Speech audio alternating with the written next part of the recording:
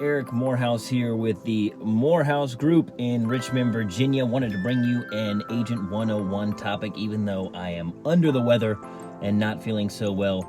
I had a very important message, which is simple, maybe obvious, but executing it in the moment is difficult, and that is always take the high road. Folks, let me just tell you, if you're just getting into this business, this is a strikeout business.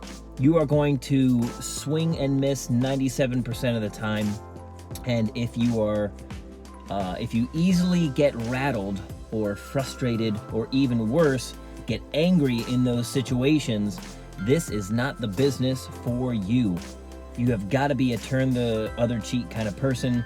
You've got to be a let it roll off of your back kind of person, because you will have moments in, whether it's in the heat of a negotiation or working with a client, where things will happen and you will get upset. I'll give you a great example of something that happened to me not too long ago. We worked with a client to help them buy, work with some buyers to have them purchase a home. They moved in. A few years later, they decided they wanted to move out. They said, hey, we're going to sell the home. Come on in, give us a listing presentation, tell us how this works. We never sold anything before. We've only purchased. We gave them the spiel. We thought it was an ace in the hole. They're like, great, let's get started.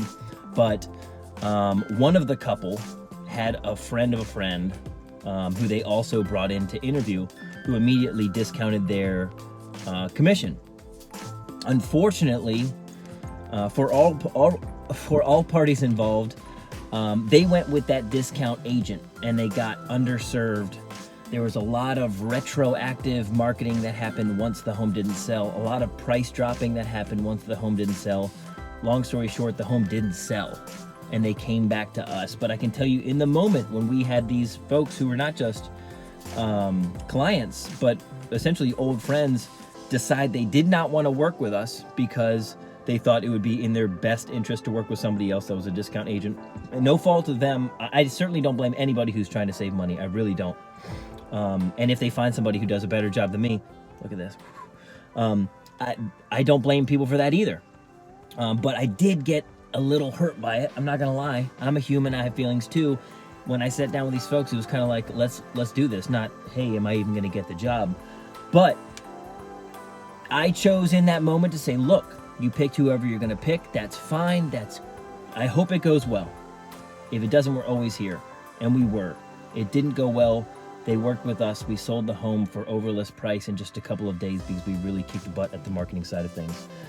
So that's one of many examples that can happen where you have to face the decision, not just as a realtor and a professional, but as a good human being who understands how the universe works, to take the high road and be okay with, striking out or missing a client, or going to a listing presentation and not getting it, or working with a buyer and then they decide to not sign a contract with you and go, sign a contract with Joe Blow for one reason or another. That happens. You got to keep your eye on the prize. You got to focus on the positivity. You got to focus on the successes, because while they are not in as great of a number as the failures, they should really propel you to push for the next one. So if you have any other comments or topics you'd like for me to cover, put them in the comments below, and you all get out there and sell a house. I'm going to go take a nap. Y'all take care.